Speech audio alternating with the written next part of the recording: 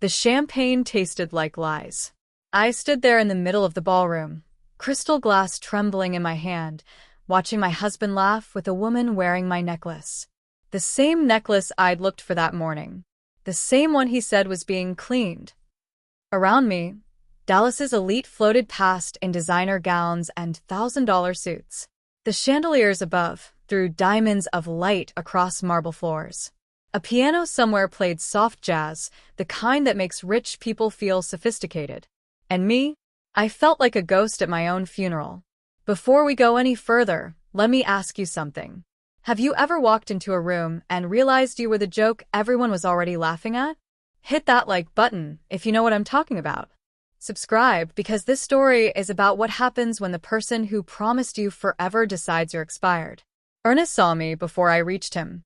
His smile froze just for a second. Then he turned to the woman beside him, whispered something that made her giggle, and faced me with that politician's grin he'd perfected over the years. Clarice. My name came out flat. Not angry, not surprised. Just inconvenienced. I didn't think you'd come.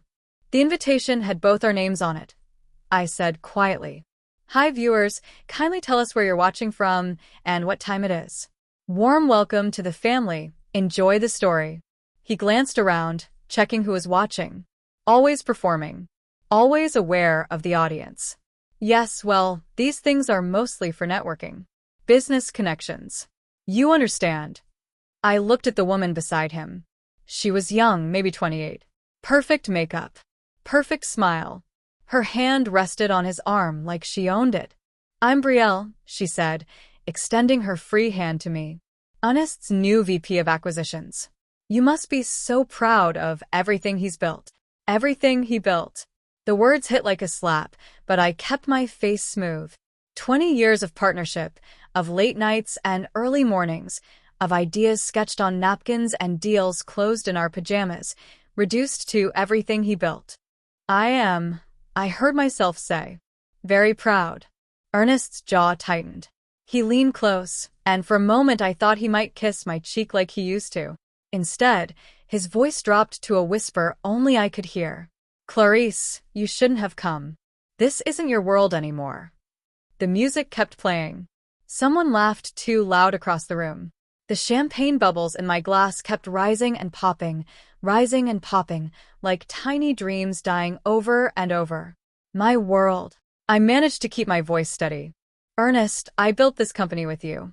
His eyes, the same ones that used to look at me like I hung the moon, now looked at me like I was a stain on his expensive suit. He tilted his head, almost pitying. You helped, sure. Back when things were simple. But this, he gestured around the ballroom, at the senators and oil magnates and tech billionaires holding court in corners. This level of business is about image, strategy, vision. He paused, making sure I understood what came next. And right now, you don't fit the image. Somewhere in my chest, something that had been holding on for years finally let go. Not with a snap, but with a quiet sigh. Like an old rope finally giving up on a weight it was never meant to carry. I set my champagne glass down on a passing waiter's tray. My hand didn't shake anymore. I see, I said. Ernest's shoulders relaxed, probably relieved I wasn't going to make a scene. He never could handle confrontation. That was always my job, back when my job mattered. I'm glad you understand, he said, already turning back to Brielle. We should catch up sometime. Maybe lunch, next month. I looked at him one more time. Really looked. At the expensive suit I'd helped him afford. The confidence I'd helped him build. The empire I'd helped him create, brick by brick, deal by deal, sacrifice by sacrifice. And I smiled. Not a sad smile. Not an angry one. The kind of smile that comes when you finally stop expecting water from a stone. No need for lunch, Ernest, I said softly. I think we're done catching up. I walked toward the exit, my midnight blue gown trailing behind me. I didn't rush. Didn't run. Just walked, one foot in front of the other, through the crowd of people who'd stopped seeing me years ago. Outside, the October wind bit at my skin. The valet looked surprised when I asked for my car. I hadn't been at the gala for more than 20 minutes. As I waited, I heard the door open behind me. For a second, I thought Ernest had followed me. That maybe, finally, he'd realized what he'd just done. But it was just another couple leaving early, arguing in hushed voices about someone's affair. My car pulled up. I tipped the valet, slid into the driver's seat, and sat there for a moment, engine running, heat slowly filling the cold space. In my purse, my phone buzzed. A text from Ernest. "Please don't make this difficult." I stared at those words for a long time. Then I opened my contacts and scrolled to a name I hadn't called in 3 years. Marceline. My old business school roommate. The one who'd offered me a partnership twice before, back when I still believed in standing by your husband no matter what. My fingers hovered over her name. And then I pressed call. What happens when the woman everyone underestimated decides silence isn't surrender? When betrayal doesn't break you, but rebuilds you into something they never saw coming. Stick around, because the next chapter isn't about revenge. It's about something far more dangerous. It's about a woman who finally stops asking for permission to take back what was always hers. 23 years ago, I met Ernest in a coffee shop that doesn't exist anymore. I was 24, fresh out of business school with a degree that felt heavy and useless in my hands. The kind of diploma that promises the world but delivers entry-level assistant jobs with coffee runs and filing cabinets. Ernest was 36, sitting alone at a corner table with papers spread everywhere. He looked frustrated, running his hands through his hair every few seconds like he was trying to solve a puzzle with missing pieces. I wouldn't have noticed him at all if he hadn't knocked his coffee over, sending brown liquid racing toward a stack of what looked like financial documents.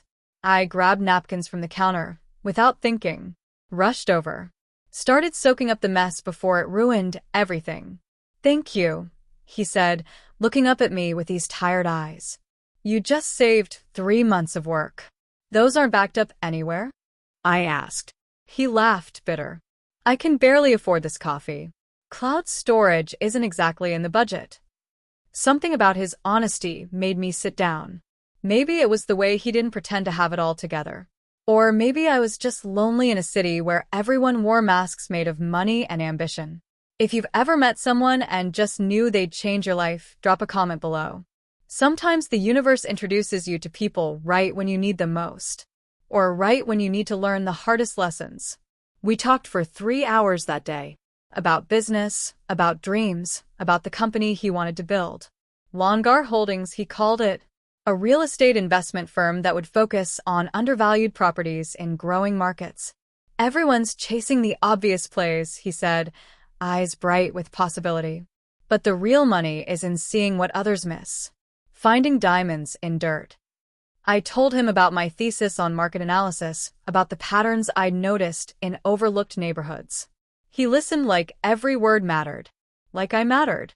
2 weeks later, he offered me a job. Partner, he called it, though the pay was barely enough for rent. "I can't promise you much right now," he admitted. "But if this works, if we build this right, we'll both have everything we ever wanted." I took the job. Not for the money, but because for the first time since graduation, someone saw more in me than just a girl who could organize files and answer phones. We worked out of his apartment at first. A 1-bedroom in a building that smelled like old carpet and broken promises. I'd arrive at 6 in the morning, coffee in hand, ready to cold call investors while he mapped out potential properties. At night, we'd eat cheap takeout and celebrate tiny wins. Our first client. Our first successful flip. Our first profit that actually felt like progress. "You're brilliant, you know that," he told me one night, both of us exhausted on his couch, surrounded by paperwork. "I couldn't do this without you." I believed him. 6 months in, we landed our first major deal. A commercial property downtown that everyone else had dismissed as too risky. But I'd run the numbers 3 times, checked every angle.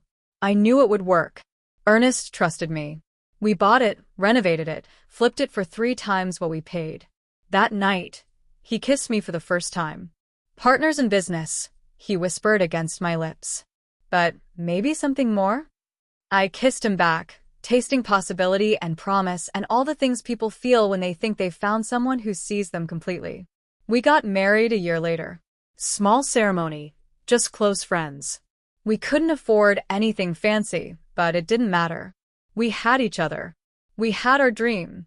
We had a future we were building together, brick by brick, deal by deal. Forever, he said, sliding a simple gold band on my finger. You and me against the world. I believed him then, too. The company grew. Slowly at first, then faster. We moved into a real office. Hired our first employees. Started making names for ourselves in Dallas real estate circles. Every success felt shared. Every risk felt like ours together. When he gave interviews, he always mentioned me. My wife, Clarice, she's the brain behind the operation. I'm just the face. People would laugh like he was being modest. But back then it was true. 10 years into our marriage, Longard Holdings was worth $40 million. We had a house in the right neighborhood, invitations to the right parties, respect from the right people. Ernest started wearing expensive suits. Started talking differently, moving differently. Like he'd been training his whole life to be rich, and finally got the part. I didn't mind at first. Success changes people. That's natural, right? But then came the night that cracked everything. I was in our home office, reviewing contracts for a new development deal. Ernest's phone, the one he usually kept locked in his desk, started buzzing. Once. Twice. 7 times. I picked it up, not to snoop, just to silence it. But the screen lit up with messages from someone named B. Miss you already. Tonight was perfect. Can't wait to see you tomorrow. My hands went cold. I set the phone down like it had burned me. When Ernest came home an hour later, I was still sitting there, staring at nothing. You okay? He asked, kissing the top of my head like always. Who's B? The question came out flat, factual. He froze. Just for a second. Then laughed, easy and smooth. Brienne. She's a potential investor. We had dinner to discuss the Westlake project. Until midnight? It's a complicated deal, baby. You know how these things go. I wanted to believe him. God, I wanted to. So I swallowed the doubt like bitter medicine and nodded. But something had shifted. Something I couldn't name yet, but could feel in my bones. When I picked up his phone that night, I didn't just see messages from another woman. I saw the beginning of the end, written in 3 short texts I was never supposed to read. The lies started small. Late meetings that ran later. Business trips that stretched longer. Phone calls he took in other rooms, voice dropping to whispers I couldn't quite hear. I told myself I was being paranoid. That success meant sacrifice. That building an empire required time and focus, and sometimes that meant your partner felt a little left behind. But left behind and erased are 2 different things. It was our 16th anniversary when Ernest first said the words that would haunt me for years. We were at dinner, one of those expensive restaurants where they serve tiny portions on huge plates and the waiters refill your water every 30 seconds. I'd made the reservation weeks ago, circled the date on the calendar like it was sacred. Ernest showed up 40 minutes late, still on his phone, barely looking at me as he sat down. Sorry, baby. The Riverside deal is heating up. You understand. I did understand. I always understood. That was the problem. We ordered. Made small talk. He checked his phone 6 times between the appetizer and main course. Finally, I reached across the table and touched his hand. Ernest, can we just be present? Just tonight? He looked at me like I'd asked him to stop breathing. Clarice, this is a critical time for the company. I can't just turn off because it's convenient. It's our anniversary. And we're here, aren't we? Celebrating. I pulled my hand back. Are we? He sighed, that tired sound people make when they're explaining something to a child. You know what your problem is? You don't understand how business works at this level. This isn't the early days anymore, where we could just wing it and hope things worked out. I understand business perfectly fine, I said quietly. I helped build this company. You helped, sure. He cut into his steak, not meeting my eyes. But the real strategy, the big moves, that's always been me. You were great with the details, the paperwork. But vision? That's not really your strength. The words hung there between us, like smoke. Comment below if you've ever had someone rewrite history while you were still living in it. When the person who once needed you pretends they never did. I should have said something. should have fought back. But I just sat there, watching him eat his steak, wondering when exactly I'd become invisible to the man I'd given everything to. The next morning, I did something I'd never done before. I went to the office unannounced. Ernest's secretary, Michelle, looked startled when I walked in. "Mrs. Longard, we weren't expecting you. Is my husband in?" "He's in a meeting with the new acquisitions team." "I'll wait." She shifted uncomfortably. "It might be a while. Maybe I should call you when he's free." But I was already walking past her desk, toward the conference room. I could hear voices inside. Laughter. Ernest's voice, animated in a way I hadn't heard in months. I opened the door without knocking. 7 faces turned toward me. Ernest at the head of the table. And beside him, the woman from his phone. Brielle, I learned later. Young, ambitious, with the kind of sharp smile that cuts through glass. Clarice. Ernest's voice carried a warning. "We're in the middle of something." "I can see that." I looked at Brielle. "You must be the potential investor." She glanced at Ernest, confused. "Investor?" "No, I'm VP of Acquisitions." The room went quiet. Ernest stood up, came around the table. "Can we talk outside?" In the hallway, he closed the door and turned on me with an expression I'd never seen before. Cold. Frustrated. Like I was a problem he needed to solve. "What are you doing here?" "Checking on my husband. On our company." "Your company?" He laughed, short and sharp. "Clarice, let's be real. You haven't been actively involved in operations in years. You come to a few meetings, offer suggestions nobody asks for, and think that makes you essential. I caught the Riverside fraud before it cost us millions. Once. You helped once, and I thanked you for it. Ernest. Listen." He put his hands on my shoulders, not gently. "I love you, but you need to understand something. Longard Holdings has outgrown the 2-person operation we started with. This is big business now. Real players. Serious money. And the board, the investors, they need to see leadership that matches that level. And I don't match that level." "You said it, not me." He dropped his hands, straightened his tie. "Go home, Clarice. Enjoy the house, the car, the life we've built. Let me handle the business. That's the deal now."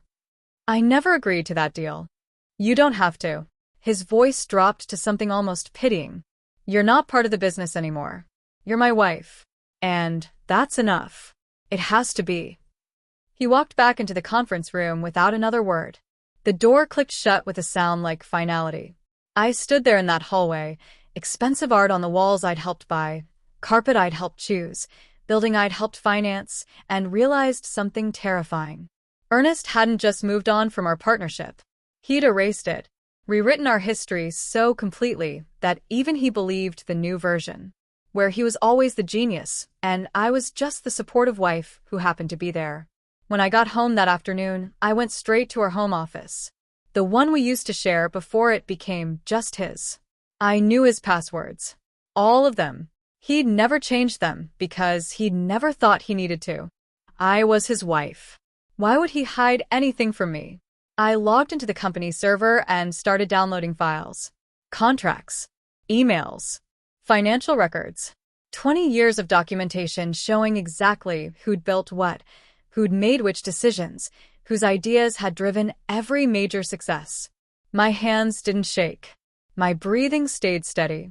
Because somewhere between that Gala humiliation and this moment, something inside me had shifted. Broken loose. Woken up. If Ernest wanted to erase me from our company's story, fine. But I'd make damn sure I had proof of the truth. Evidence he couldn't argue with or explain away. 3 hours later, I had everything saved to an external drive, hidden in a lockbox in my car. Safe. Ernest came home that night with flowers. Apology roses, the expensive kind. "I was too harsh earlier," he said, kissing my cheek. "Stress makes me say things I don't mean. You know I appreciate everything you do." I smiled, accepted the flowers, made dinner while he took calls in his office. And I didn't say a word about the files I'd copied or the lawyer I'd already contacted or the tiny seed of a plan beginning to grow in the back of my mind. Because I'd learned something important that day. Something Ernest had forgotten in his climb to the top. Silent women aren't weak women. We're just women who've stopped wasting words on people who won't listen. The second gala happened 6 months after our anniversary dinner. 6 months of me playing the perfect wife, while Ernest played king of an empire we'd built together. The invitation came in gold embossed letters. Annual Charity Gala. Black tie. Dallas's elite gathering to pat themselves on the back for donating money they'd never miss. Our names were printed together like always. Mr. and Mrs. Ernest Longard. I almost didn't go. Almost told Ernest I had a headache, that I'd stay home where I belong now, apparently. But something stubborn in me refused to disappear quietly. So, I pulled out that midnight blue gown. The one from our 10th anniversary, when Ernest had said I looked like I belonged in the stars. When he still saw me as a partner instead of a trophy that had lost its shine. I spent 3 hours getting ready. Hair, makeup, jewelry. Not for Ernest. For me. Because if this was going to be my last appearance as Mrs. Longard, I'd make sure I looked like someone worth remembering. Drop a like if you've ever dressed up just to prove to yourself you still could. That you still mattered, even when someone tried to convince you otherwise. Ernest was already gone when I finished. He'd left an hour earlier, mumbling something about early arrivals and networking. Didn't ask if I needed a ride. Didn't wait. So I drove myself, hands steady on the wheel, heart beating a rhythm that felt like preparation for war. The ballroom glittered with wealth and pretense.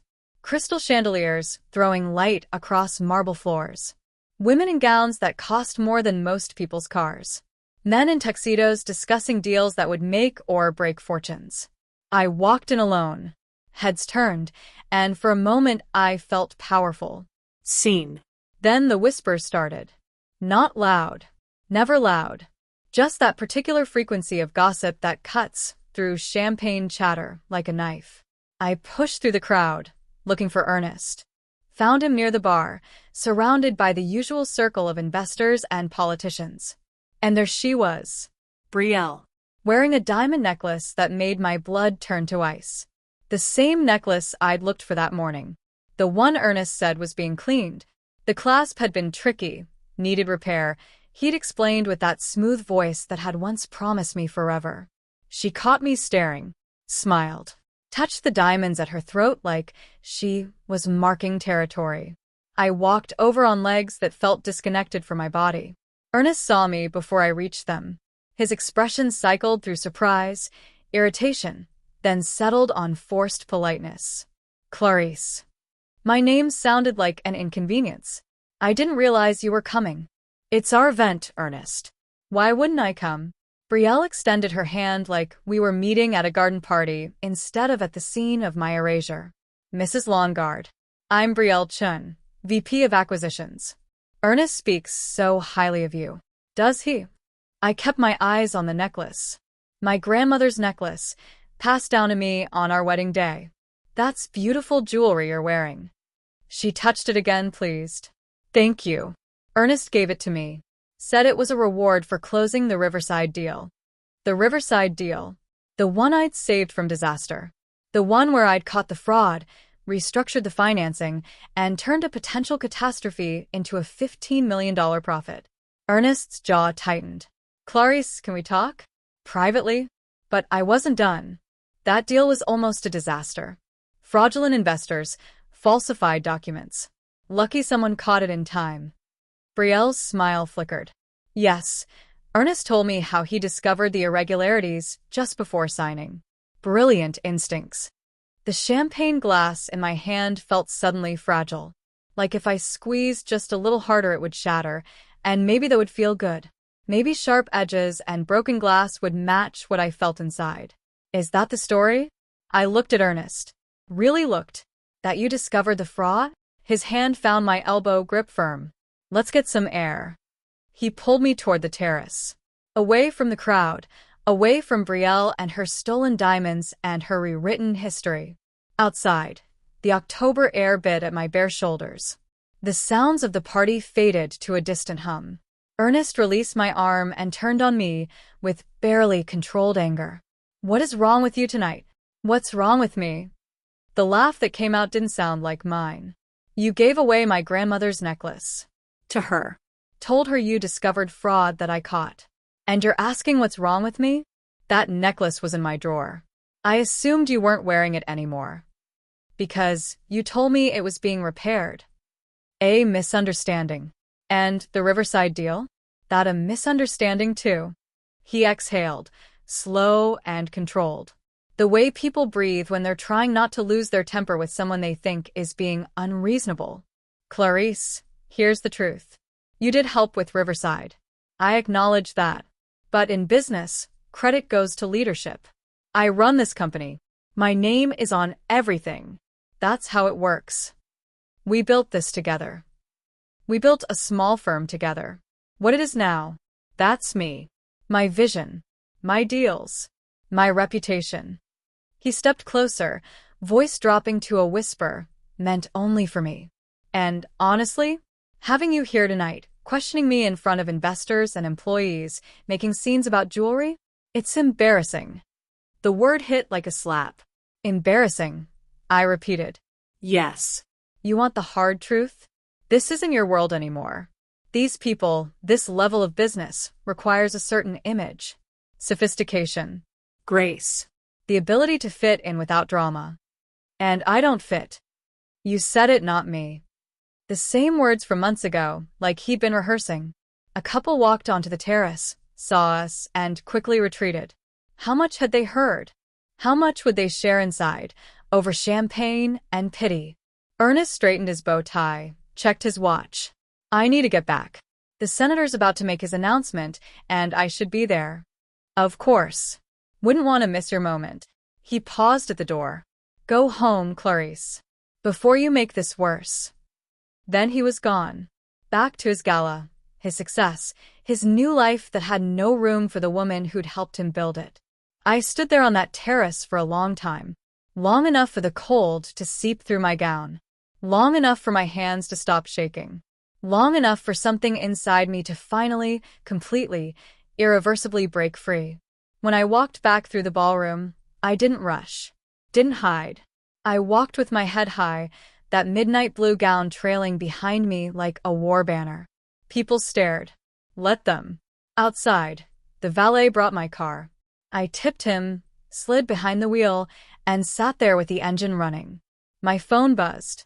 Ernest, don't make this difficult. I stared at those 4 words until they blurred. Then I opened my contacts and found the name I'd been avoiding for 6 months. Marceline. My old friend, the one who'd offered me a partnership twice. The one I'd turned down because loyalty meant something to me. I pressed call. She answered on the second ring. Clarice? It's almost midnight. What's wrong? Nothing's wrong, I said. And for the first time in months, I meant it. Actually, I'm calling about that partnership offer. Is it still on the table? A pause. Then, always. You want to tell me what happened? Later. Right now I just need to know if you meant it. If there's really a place for me. Clarice. Her voice carried the warmth of someone who'd never stopped believing in me. The first 3 months after the gala were the hardest of my life. I moved out on a Tuesday morning while Ernest was at work. Packed my clothes, my books, the few things that still felt like mine. Left my wedding ring on the kitchen counter next to a note that said simply, I'm done disappearing. I rented a small apartment on the edge of Dallas. The kind of place I hadn't lived in since before Ernest. 1 bedroom, a kitchen the size of a closet, neighbors you could hear through walls that felt like paper. But it was mine. And that mattered more than square footage or granite countertops or any of the things I'd thought defined success. Marceline met me for coffee the day after I moved. She looked the same as she had in business school, sharp and confident, with eyes that missed nothing. So, she said, sliding a folder across the table. Tell me what you're thinking. I opened it. Inside were projections for a new firm. Sustainable real estate, green investments, ethical development. Everything Lawnguard Holdings had ignored in favor of fast profits and showy deals. This is brilliant, I said. It's a start, but I can't do it alone. She leaned forward. Clarice, you've spent 20 years building Ernest's dream. What if you built your own? What if, indeed, If you've ever had to start over from scratch, hit that subscribe button. This story is for anyone who's ever lost everything and found themselves in the rubble. We spent 6 weeks building the framework: company structure, financing, market analysis. I worked 18-hour days, fueled by coffee and something that felt dangerously close to hope. Marceline had connections I'd forgotten existed. Investors who believed in sustainable development, people tired of the old boy network that had run Dallas real estate for decades. People who wanted change. We named the company Viridian Estates. Truth in Latin. Because if nothing else, our business would be built on honesty, not smoke and mirrors and stolen credit. Ernest found out about Viridian 3 months after I'd left. He called me for the first time since I'd walked out. "What the hell are you doing, Clarice?" "Building a company. Like I used to do with you." "With Marceline Chin? She's a nobody. And sustainable real estate." He laughed, bitter and sharp. "That's a fantasy for people with more ideals than sense." "Maybe. We'll see. You're embarrassing yourself. And me, by extension. People are already talking, asking questions." "Good. Let them ask." A pause. "I could make this difficult for you. Business is about relationships, and I have all of them. Then I'll build new ones." He hung up without another word. That night, I opened the lockbox I'd hidden in my car months ago. The external drive with 20 years of Lawn Guard Holdings documentation.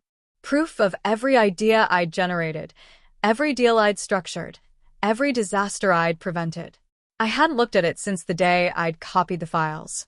Hadn't known what I'd do with the information. But sitting there in my small apartment, eating takeout noodles just like I had in the beginning with Ernest, I realized something. This wasn't about revenge. Not really. This was about insurance. Protection. Making sure that if Ernest ever tried to destroy me, I had the power to fight back. I backed up the files in 3 different locations. Cloud storage, separate hard drives, copies with my lawyer. Safe. Then I got back to work. Viridian's first deal was small. A neglected property in East Dallas, the kind of neighborhood everyone else dismissed. But I saw what they didn't.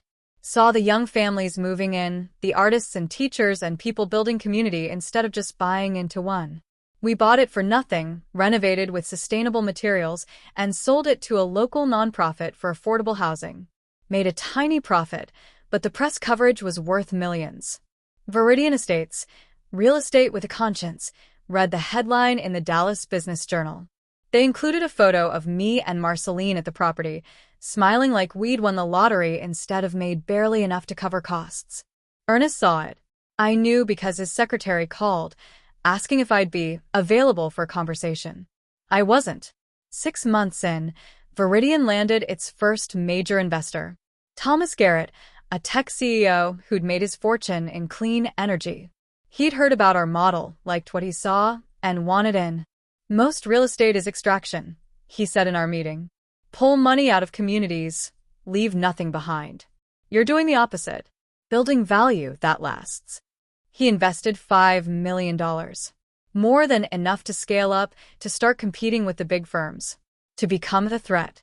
That night, Marceline and I celebrated with cheap wine in my apartment. "You know Ernest is going to come for us now," she said. $5 million is enough to make him nervous. Let him come. I raised my glass. I'm not scared anymore. And I wasn't. Fear had left me somewhere between the Gala humiliation and the first night in this apartment. What replaced it was harder, sharper. Something that looked like determination but tasted like quiet fury. Lawn Guard Holdings started losing deals. Small ones at first.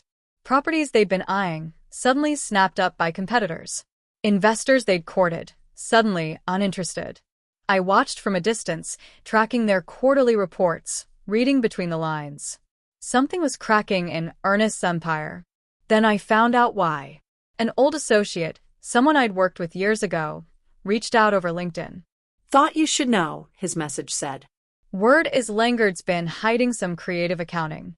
Nothing proven, but people are asking questions. Creative accounting. That was code for fraud. The kind of fraud I'd caught once before in the Riverside deal. The kind Ernest had taken credit for stopping. What if he hadn't stopped it? What if he'd just gotten better at hiding it? I opened my lockbox again, searched through the files I'd copied, found the patterns I hadn't been looking for before. Payments to shell companies, loans that didn't quite add up, tax documents that told 3 different stories. Ernest hadn't just erased me from our company's history. He'd been building something rotten underneath it. And I had proof. I sat there with my laptop open, staring at evidence that could destroy him. One email to the right authorities and Longard Holdings would be buried in investigations. Ernest would lose everything. My finger hovered over the send button. But I didn't press it. Not yet. Because revenge that comes too fast doesn't teach anyone anything. And I wanted Ernest to learn. I wanted him to watch me rise. To see Viridian succeed with the values he'd abandoned. To realize, slowly and painfully, that he'd thrown away the best partner he'd ever had. Then, when he was desperate enough to ask for help, when he finally understood what he'd lost, I'd show him what I'd known all along. That the woman he dismissed as embarrassing, as not fitting his image, as not belonging in his world, had always been the foundation he'd built his empire on. And foundations, when removed, make everything crumble. My phone buzzed. A text from an unknown number. "We need to talk. It's about Ernest. Call me." I stared at those words, heart beating faster. Because sometimes, the universe hands you exactly what you need right when you're ready to take it. The text came from Marcus Webb, Ernest's former CFO. I called him back within minutes, hands shaking in a way they hadn't since the Gala. Marcus and I had worked together in Langard's early days, back when the team was small and everyone actually knew each other's names. "Clarice."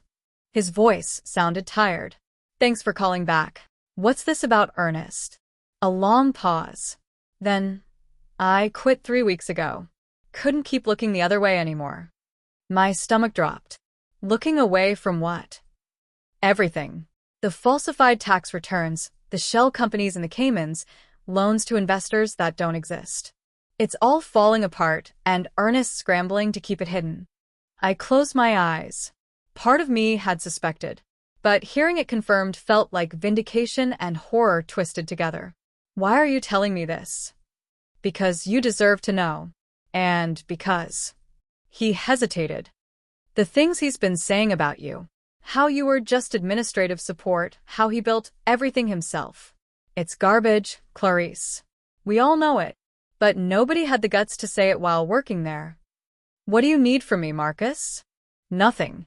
I just thought you should have this information. What you do with it is your call." He sent me files that night. More documentation to add to what I already had. A complete picture of Ernest's empire built on sand and lies and stolen credit. I could have called the SEC right then.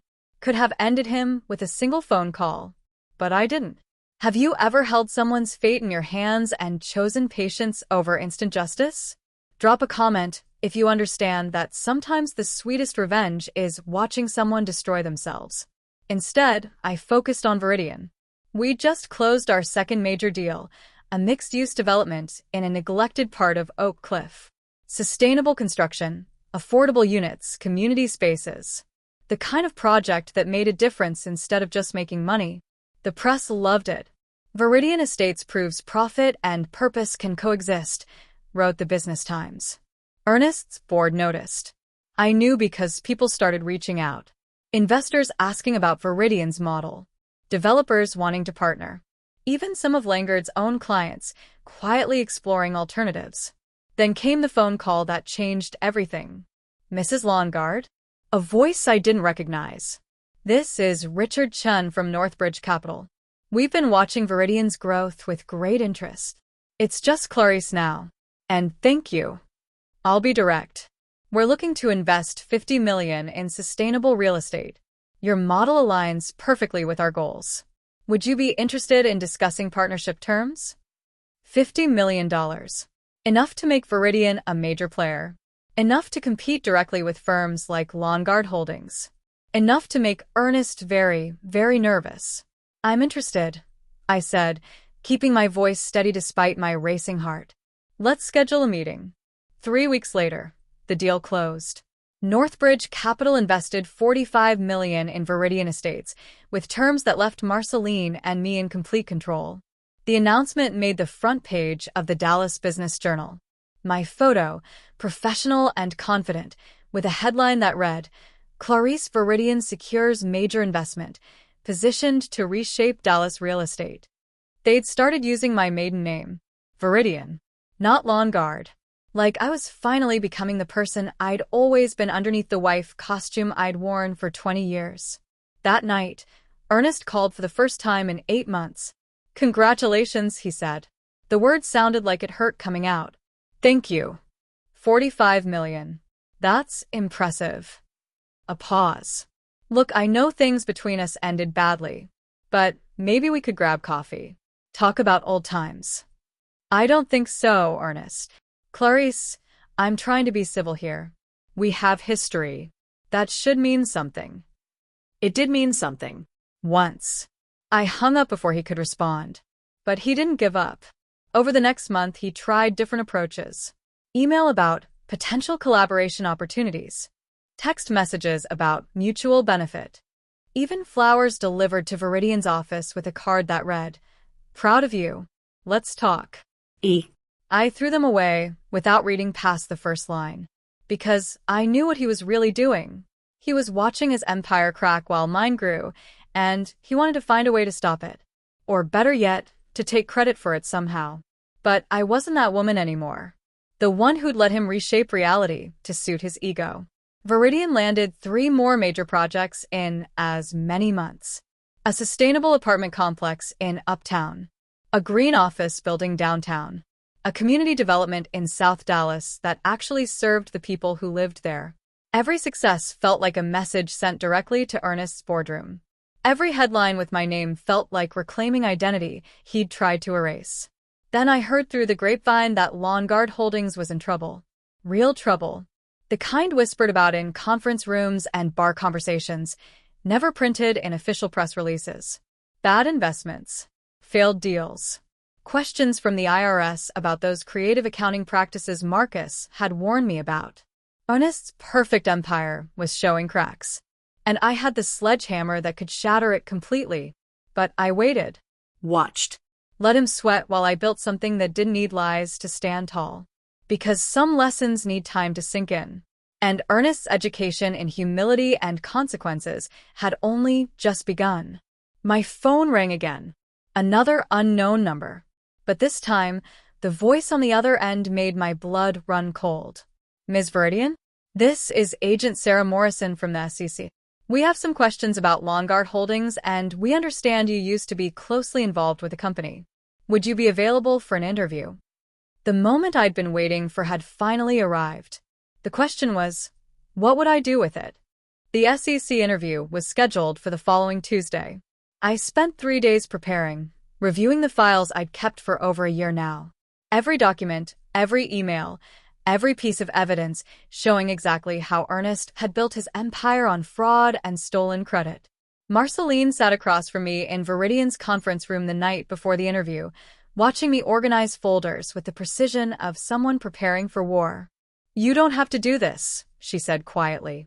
"You could tell them you don't remember details, that you weren't involved in operations. Walk away clean." I could, I agreed. But then what? Ernest keeps lying, keeps destroying, and nobody stops him. He's already destroying himself. The market's turning on him. Investors are pulling out. You don't need to be the one to finish him. I looked up from the documents. This isn't about finishing him. It's about telling the truth. Something he forgot how to do a long time ago. She nodded slowly. Okay. But be careful. Men like Ernest don't go down quietly. The SEC office was exactly what you'd expect. Fluorescent lights, government-issue furniture, the smell of old coffee and bureaucracy. Agent Morrison was sharp-eyed and professional, with a voice that suggested she'd heard every lie ever told and wasn't interested in hearing new ones. "Thank you for coming in, Ms. Viridian. We're investigating potential fraud at Lawn Guard Holdings. Given your history with the company and your marriage to Ernest Lawn Guard, we hoped you might provide insight. If you've ever had to decide between protecting someone who hurt you and telling the truth that would destroy them, you know this moment. Hit that like button and subscribe because this is where everything changes. I took a breath. What do you want to know? Let's start with the Riverside deal. Our records show significant irregularities that were allegedly caught and corrected by Mr. Longard personally. Can you tell us what you remember about that transaction? I can do better than remember. I can show you. I slid the first folder across the table. Inside were emails, timestamped and verified, showing how I'd discovered the fraud, how I'd flagged it to Ernest, how I'd restructured the entire deal to protect the company, and how Ernest had later taken credit publicly while erasing my involvement from official records. Agent Morrison's expression didn't change, but her pen moved faster across her notepad. These are quite detailed, she said. Do you have documentation for other transactions? I have documentation for almost everything over the past 20 years. Ernest never changed his passwords. He never thought he needed to. Over the next 3 hours, I walked them through it all. The shell companies, the falsified tax returns, the loans to investors that didn't exist, the pattern of fraud that had been building for years, hidden under layers of charm and success and carefully managed appearances. I didn't do it with anger. Didn't raise my voice or make accusations beyond what the documents proved. Just presented facts, let the numbers speak, and watched the agents' faces shift from professional interest to something harder. When it was over, Agent Morrison shook my hand. Thank you, Ms. Viridian. This is extremely helpful. We'll be in touch if we need anything else. One more thing, I said at the door. Ernest will say I'm lying, that this is revenge for our divorce, that I'm a bitter ex-wife making things up. We're aware of that possibility. The documents are timestamped, verifiable, and there are other witnesses who can confirm the patterns. Marcus Webb, Ernest's former CFO, Michelle Tran, his secretary, David Rodriguez, former VP of Operations. They all know the truth. She nodded. We'll be speaking with them as well. I left that building feeling lighter than I had in years. Not because I destroyed Ernest, but because I'd finally stopped protecting him from consequences he'd earned. The investigation took 6 weeks. During that time, Ernest tried to contact me 17 times. Calls, texts, emails, even showing up at Viridian's office once before security escorted him out. I didn't respond, didn't engage, just watched from a distance as his world unraveled thread by thread. Longard Holdings stock plummeted. The board called emergency meetings. Investors demanded answers. And the press, once so friendly, started asking uncomfortable questions about accounting practices and questionable deals. Then came the headlines. SEC investigates Longard Holdings for fraud. Ernest Longard faces federal charges. Empire built on lies. Inside the fall of Dallas's real estate king. Ernest's lawyer called me the day the charges were announced. Ms. Viridian, my client would like to speak with you. He believes there's been a misunderstanding and that perhaps you could help clarify certain details with the authorities. No. He's willing to discuss financial compensation for your time and cooperation. Tell Ernest that my cooperation isn't for sale. It never was. That was always his mistake about me. 3 days later, Ernest called from a new number I hadn't blocked yet. Clarice. Please. Just 5 minutes. Against my better judgment, I answered. What do you want? His voice cracked in a way I'd never heard before. I need your help. The SEC, they're saying things, making accusations. You know how business works. You know sometimes things look worse than they are on paper. Do I? Because I remember you telling me I didn't understand business at your level. Silence. Then, I was wrong. About a lot of things. But please, you can't let them destroy everything we built. Everything we built. The laugh that came out was sharp. Ernest, you spent years telling everyone you built it alone. That I was just administrative support. Now you want to claim partnership. I'm sorry. God, Clarice, I'm so sorry. For the Gala, for Brielle, for everything. But this is bigger than us. Think about the employees, the people who depend on Longard. You should have thought about them before you committed fraud. It wasn't fraud. It was creative financing. Every big company does it. And there it was. Even facing federal charges, even desperate for help, he still couldn't admit what he'd done. Goodbye, Ernest. Wait. Please. I'll do anything. I'll give you credit. Tell everyone the truth about your contributions. I'll make it right. You can't make it right. Some things break so completely they can't be fixed. You taught me that when you gave my grandmother's necklace to your mistress. I hung up. That night, Marceline came over with wine and takeout. How are you feeling? She asked. Honestly? Free. I raised my glass. To truth. And to building something that doesn't require lies to stand. To truth, she echoed. 2 weeks later, Lawnguard Holdings filed for bankruptcy. The company Ernest had spent 20 years building, the empire he'd been so proud of, reduced to assets sold at auction to cover debts and legal fees. And Viridian Estates, with our $45 million in funding and our reputation for honest dealing, was positioned to acquire some of those assets for pennies on the dollar. The irony wasn't lost on anyone, especially not on Ernest, who I heard had moved to a villa in Costa Rica, living off whatever money he'd managed to hide before the government seized everything else. The woman he'd dismissed as embarrassing, as not fitting his image, was about to become the CEO of the company he'd once said she didn't belong in. Ernest's call came on a Wednesday morning, 3 months after Lawnguard Holdings filed for bankruptcy. I almost didn't answer. Almost let it go to voicemail, let him leave whatever desperate message he'd crafted. But curiosity won out over wisdom. Clarice. His voice sounded hollow. Older. We need to talk. I don't think we do. Please. Just one meeting. 30 minutes. I'm asking as. He paused, searching for words that no longer fit. As someone who used to matter to you. I should have said no. Should have hung up and gone back to the life I'd built without him. But something in his voice, some echo of the man I'd once loved, made me agree. Fine. One meeting. My office. Tomorrow at 2. He arrived exactly on time, which was somehow worse than if he'd been late. It meant he was desperate enough to show respect he'd forgotten I deserved. The Ernest who walked into Viridian's conference room looked like a shadow of the man I'd known. Expensive suit, but it hung on him differently now. Same confident walk, but with something broken underneath. Eyes that used to command rooms now just looked tired. Thank you for seeing me, he said, sitting across from me like we were strangers negotiating a deal. Which I suppose we were. You have 30 minutes. Talk. He slid a folder across the table. Inside were financial statements, legal documents, analysis reports. All showing the same thing. Lawnguard Holdings was dying, and only major intervention could save it. I know what you're thinking, he started. That I deserve this. That I brought it on myself. And you're right. I did. I waited. Said nothing. Let him fill the silence. But there are 300 people who still work for what's left of Lawnguard. People who had nothing to do with my mistakes. If the company goes under completely, they lose everything. And you want me to do what, exactly?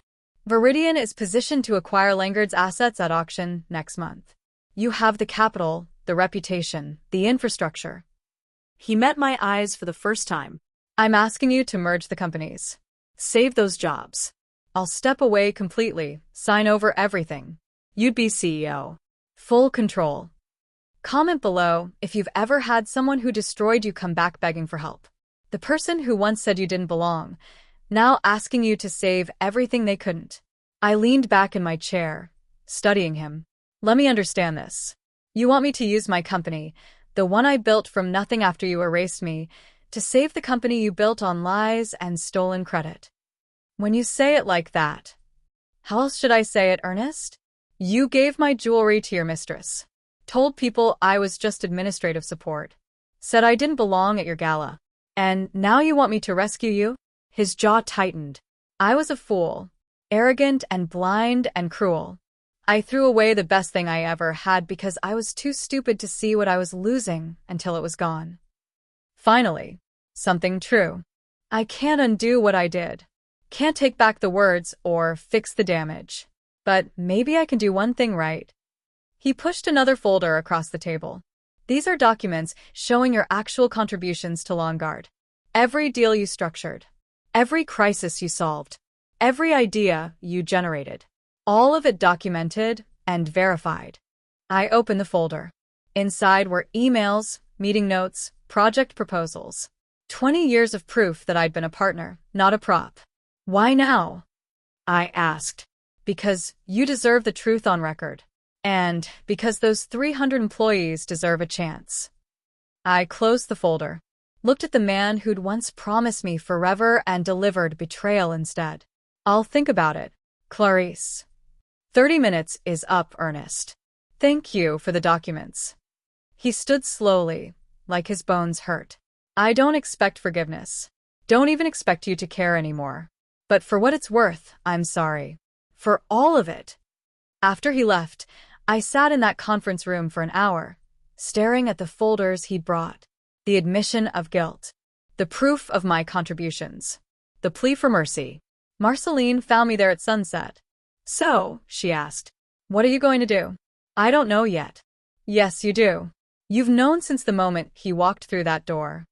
She was right. I did know. The Longard Holdings auction was scheduled for 3 weeks later. Viridian showed up with cash and a solid acquisition plan. We weren't the only bidders, but we were the strongest.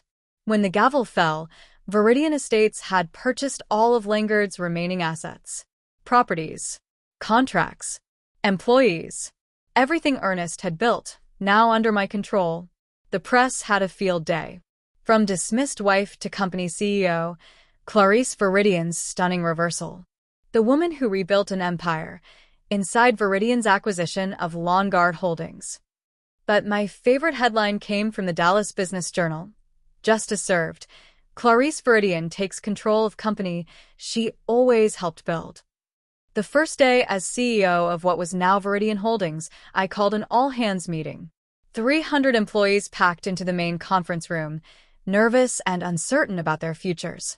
I stood at the front, looking at faces I'd known for years and others I'd never met. I know you're worried, I started. Your company filed for bankruptcy. Leadership failed you. Your futures felt uncertain. But I want to be clear about something. That wasn't your fault. You showed up, did your jobs, trusted people who should have been trustworthy. I paused, making sure every person heard what came next. That ends now. Under Viridian, we build honestly. We profit ethically. We succeed without destroying the people who made that success possible. Some of you will choose to leave, and I understand. But for those who stay, I promise you this. Your work will be valued. Your contributions will be recognized. And you will never again be part of a company that operates on lies. The room was silent. Then someone in the back started clapping. Others joined. Within seconds, 300 people were applauding, not for me, but for the promise of something better. That night, I drove past the house Ernest and I used to share. It was empty now, up for sale to cover his legal debts. The windows were dark. The garden we'd planted together had gone wild with neglect. I didn't feel triumphant looking at it. Didn't feel vindicated or satisfied. I just felt tired and ready to go home to my small apartment and the life I'd built that didn't require anyone else's approval to exist. My phone buzzed. A text from an unknown international number. I heard about the acquisition. You deserved it. All of it. I hope someday you can forgive me. E. I stared at those words for a long time. Then I deleted the message and blocked the number. Because forgiveness wasn't something he got to request, and I granted. It was something I did for myself, in my own time, on my own terms. And I wasn't there yet. Maybe I never would be. But I was somewhere better. Somewhere that looked a lot like peace. The annual charity gala came around again exactly 2 years after the night Ernest told me I didn't belong. The invitation arrived in gold embossed letters, just like before. But this time, my name stood alone. Ms. Clarice Viridian, CEO of Viridian Holdings. Marceline watched me open it over coffee in my office. Our office now, on the top floor of the building that used to house Longard's headquarters. You going? She asked. I think I have to. I set the invitation down. Full circle and all that. Need a date? I need a friend. which fortunately I have. The week before the gala, a journalist from Forbes called. They were doing a feature on business comebacks and wanted to interview me about the woman who rose from betrayal to build an empire. I almost said no. But then I thought about all the women out there who felt invisible, erased, dismissed by people who should have valued them. So I said yes. The interview ran 3 days before the gala. "The Quiet Power of Clarice Viridian," read the headline. The article detailed everything. The early days with Ernest. The erasure. The gala humiliation. The rebuilding. The acquisition. They'd found Marcus Webb, Ernest's former CFO, who went on record. Clarice was the backbone of Lawn Guard from day one. Ernest couldn't have built anything without her. The fact that he tried to erase her contributions was his biggest mistake and, ultimately, his downfall. By the time the gala arrived, I was front-page news again. But this time on my terms, with my truth. In my own words, I pulled out the midnight blue gown. The same one from that terrible night 2 years ago. Had it dry cleaned, had the hem repaired where I'd stepped on it, leaving Ernest's gala in tears. Marceline raised her eyebrows when I told her. "You sure about wearing that?" "Positive. Some things deserve a second chance to be seen properly. If you've ever gone back to a place that hurt you, not to relive the pain but to prove you survived it, you know this feeling. Hit that subscribe button and turn on notifications because this is what victory looks like when you don't have to shout about it." The ballroom looked the same. Same chandeliers. Same marble floors. Same piano playing soft jazz in the corner. But everything else had changed. When I walked in, heads turned. Whispers spread. But this time, they weren't cruel. They were curious. Impressed. Maybe even a little afraid. Senator Morrison crossed the room to shake my hand. "Ms. Viridian, what an incredible story. I've been following Viridian Holdings' progress. Remarkable what you've built." "Rebuilt," I corrected gently. "I'm just finishing what I started 20 years ago." Throughout the night, people approached. Investors. Developers. Former Lawn Guard employees who worked for me now. Each with congratulations, respect, sometimes even apologies for believing Ernest's version of history. I accepted it all with grace. Not because I'd forgiven everyone, but because holding anger in a room full of people who finally saw me clearly seemed pointless. Then I saw her. Brielle. Standing alone near the bar, no longer wearing diamonds that didn't belong to her. She looked smaller somehow, less certain. Our eyes met across the room. She looked away first. I could have left it there. Could have let the moment pass without acknowledgement. But something made me walk over. "Brielle," I said. She turned, surprise flickering across her face. "Ms. Viridian, I wasn't sure you'd remember me. Hard to forget someone wearing your grandmother's necklace." She winced. I didn't know. Not at first. By the time I realized what he'd done, what he'd taken from you and given to me, she trailed off. "I'm sorry." That's inadequate, but it's true. I studied her. She was young, ambitious, probably believed Ernest, when he said his marriage was over, that I was the past and she was the future. "Where are you working now?" I asked. "Small firm in Houston. After Lawn Guard went under, most places wouldn't touch anyone associated with Ernest." "You interested in coming back to Dallas?" "Viridian's looking for a VP of Sustainable Development. Someone smart, with real estate experience and something to prove." Her eyes widened. "You're offering me a job? After everything?" "I'm offering you a chance. What you did with Ernest showed ambition. What you do with this opportunity will show character. Choose wisely." I walked away before she could answer, leaving her to decide if she wanted redemption or if she'd rather hold onto whatever comfort came from playing victim to Ernest's manipulations. The gala's main event was a speech by this year's honoree. Some tech CEO who'd made millions in AI and decided philanthropy would be his legacy. But before he spoke, the MC announced a special recognition. "This year, we'd like to honor someone who embodies resilience, integrity, and the power of rebuilding. Someone who turned personal betrayal into professional triumph while maintaining ethical standards that inspire us all. Please welcome Ms. Clarice Viridian." The spotlight found me. My heart hammered. This wasn't planned. I hadn't prepared anything. Marceline squeezed my hand. Go. Say what needs saying. I walked to the stage on shaking legs, took the microphone, looked out at a room full of Dallas's elite, the same people who'd watched me get humiliated 2 years ago in this exact space. I didn't prepare a speech. I started. Didn't know I'd be standing here tonight. But maybe that's fitting. Because the best lessons come when we're not prepared. When life forces us to figure out who we are without a script.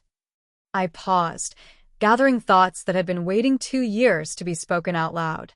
2 years ago, someone I loved told me I didn't belong here. In this room. At this level of business.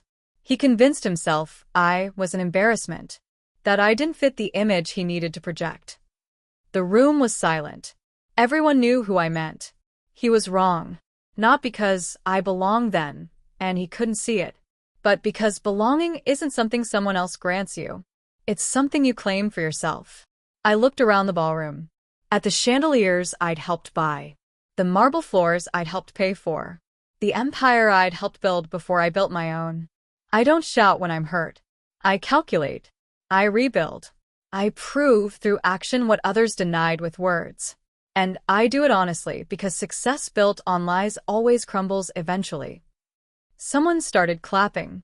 Then another. Within seconds, the entire ballroom was applauding. Not politely. Genuinely. I left the stage to find Marceline waiting with tears in her eyes. That, she said, was perfect. As the night wound down, I stood on the same terrace where Ernest had told me to go home before I embarrassed us both. The October wind felt the same. The city lights looked the same. But I was different. Fundamentally, permanently changed. My phone buzzed. An email from the Forbes journalist with the final version of my feature. Subject line: The woman who rebuilt an empire. I didn't open it. Didn't need to read about my journey when I'd lived every painful, triumphant moment of it. Instead, I looked out at Dallas, at the city I'd helped shape through 2 decades of real estate deals and sustainable development and quiet determination. Ernest was somewhere out there. Maybe in Costa Rica. Maybe somewhere else. Living with consequences and regrets and the knowledge that he'd thrown away something irreplaceable because he'd been too blind to see its value. I didn't hate him anymore. Didn't wish him harm. 5 years after the gala, I stood in front of Viridian Holdings' newest building. 20 stories of sustainable architecture, green technology, and ethical investment bearing my name. The dedication ceremony drew hundreds. Employees, investors, city officials, press documenting what they called the jewel of conscious capitalism in Texas. But the moment that mattered most came quietly at sunset, when the crowd had thinned and I stood alone in the building's lobby, looking up at the atrium designed to maximize natural light. Marceline found me there, 2 cups of coffee in hand. Thinking deep thoughts. Thinking about beginnings, I said. About the girl who met a charming man in a coffee shop and thought she'd found a partner. About all the versions of myself between then and now. Regrets. Some. But mostly gratitude. For the pain that taught me I was stronger than I knew. For the betrayal that forced me to build something better. For the humiliation that became fuel for transformation. She smiled. Very philosophical for someone who just became the most powerful woman in Dallas real estate. Power's strange, I mused. I have more of it now than I ever did with Ernest. But it feels different. Less about dominance, more about responsibility. Less about proving I belong, more about making sure others know they do. Viridian Holdings employed over 800 people now. We'd completed 37 sustainable developments, invested $200 million in underserved communities, created affordable housing for 5,000 families.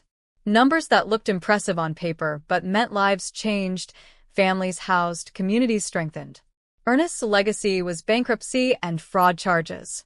Mine was buildings that would stand for generations, built on foundations of truth instead of lies. The universe has a funny way of sorting things out. Sometimes quickly, sometimes slowly, but always eventually. If this story resonated with you, if you've ever been underestimated or erased or told you didn't belong, do me a favor. hit that subscribe button and turn on notifications. Because there are more stories coming about ordinary people who refuse to stay small when others tried to shrink them. Share this in the comments if you know someone who needs to hear that betrayal isn't the end. It's often the beginning of something they were always meant to build. A year after the building dedication, I got an email from an unfamiliar address. Subject line: from someone you probably don't want to hear from. I almost deleted it, but curiosity won. Clarice, I don't expect you to read this, let alone respond. But I needed to say it anyway. Watching what you built, what you became after I tried to erase you, has been the most humbling experience of my life. You were always the foundation. I was just the ego standing on top, pretending I was holding up the sky.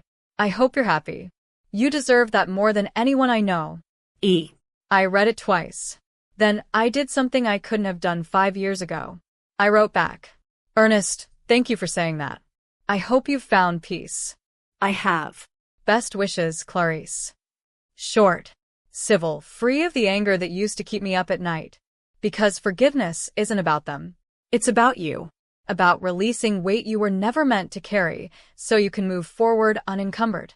I forgave Ernest not because he deserved it, but because I deserved to be free. Last month, I attended another gala. This one celebrating women in business, hosted by an organization I'd helped fund. The keynote speaker was a young entrepreneur who'd built a tech startup from nothing after her co-founder tried to push her out. During her speech, she mentioned me. I read about Clarice Viridian when I was at my lowest, when I thought betrayal had ended my career. Her story taught me that the person who dismisses you is often just clearing the path for you to build something better. After the event, she approached me, nervous and excited. Ms. Viridian, thank you for being visible, for showing women like me that we don't have to disappear when someone tries to erase us. I hugged her. You never had to disappear. You just had to get angry enough to become who you always were underneath. That's the legacy I want. Not buildings or money or headlines, but younger women who see my story and realize that betrayal can be transformation if you're brave enough to rebuild. The moral of this story isn't about revenge, isn't about destruction, isn't even really about justice, though that came eventually. It's about this. Never let anyone convince you that you don't belong in something you helped build. Because one day, they might find themselves begging for a seat at your table. And the sweetest justice is the quiet kind. The kind that looks like dignity, hard work, and success no apology can undo. I'm Clarice Viridian. Once upon a time, I was Mrs. Longard, the woman who didn't fit her husband's image. Now I'm the CEO of a company that proves profit and purpose can coexist. That ethics and success aren't opposites. That the woman dismissed as embarrassing can become the one everyone wants to emulate. My midnight blue gown hangs in my closet, cleaned and preserved. I haven't worn it since that last gala. Don't need to. Because I've already proven everything it represented. That I survived, rebuilt, Thrived. that silence isn't weakness. It's calculation. And that the best revenge isn't payback. It's peace, power, and living well while they learn to live with consequences. Thank you for staying with me through this journey. Subscribe and turn on those notifications because next week we're sharing another story about a woman who everyone underestimated until she became the one person they all needed. Drop a comment below telling me, have you ever been told you didn't belong somewhere only to prove them spectacularly wrong? Your story might inspire someone who's in their darkest moment right now, wondering if they'll ever rise again. Share this video with someone who needs to hear that betrayal doesn't break you. It rebuilds you into someone stronger. Tag them. Send them this message. You are not the problem. You never were. And remember, whether you're watching from New York at midnight, London at dawn, Tokyo in the afternoon, or anywhere else in this world, you belong wherever you decide to build. No one gets to tell you otherwise. Until next time, keep building your empire. Keep telling your truth. And keep reminding the world that the people they underestimate are often the ones who change everything. This is Clarice's story, but it could be yours too. See you in the next one. Don't forget to like, subscribe, and turn on notifications. You won't want to miss what's coming. Stay strong. Stay silent when you need to calculate. And stay loud when it's time to claim what's yours. Welcome to the family. Now go out there and show them exactly who you are.